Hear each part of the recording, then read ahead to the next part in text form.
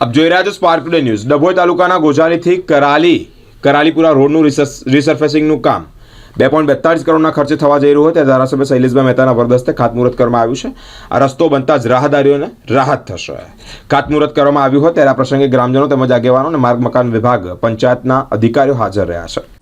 मुख्यमंत्री ने योजना हेठ सरकार मुख्यमंत्री ग्राम सड़क योजना हेठ गोजाली करालीपुरा रस्तो लगभग 7.5 किलोमीटर ये 2 करोड़ ने 42 लाख रुपया अँ फाळववामां आव्या छे, जेनुं आजे अहींया खातमुहूर्त करवामां आव्युं छे।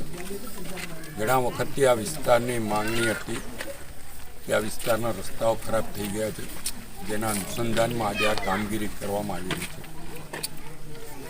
અમે બધે ઠેકાણે કહેતા હોઈએ છીએ કે જેના ભૂમિપૂજન અમે કરીએ એના લોકાર્પણ પણ અમે જ કરીએ, કારણ કે અમને આપણા વડાપ્રધાન નરેન્દ્રભાઈ મોદીએ આ શીખવાડ્યું છે કે જે ખાતમુહૂર્ત આપણે કહે એનું લોકાર્પણ આપણે જ કરવાનું। એ રીતે અહીંયા આજે ખાતમુહૂર્ત કર્યું છે।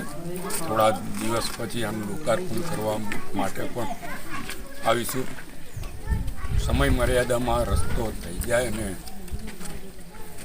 जे रीते टेंडर में जोगवाईओ करवामां आवी छे जोगवाईओ प्रमाणेनो रस्तो थाय ने आ विस्तारना तमाम लोकोने एनो लाभ मळे एवी अपेक्षा राखुं छुं, कारण के घणा वखतथी लोको आ रस्ताओथी त्रासी गया हता।